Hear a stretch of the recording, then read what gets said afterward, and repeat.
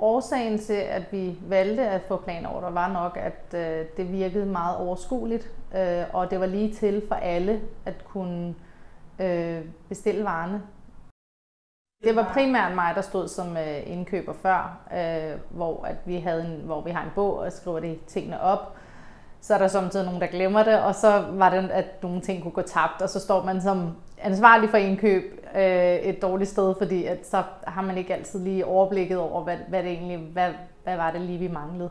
Så på den her måde vil jeg sige, at der får vi jo fuld overblik, og alle kan være med. Altså der er ikke nogen, det er ikke mere besværligt, end at man tager en seddel op og scanner den, og så er man ligesom kørende.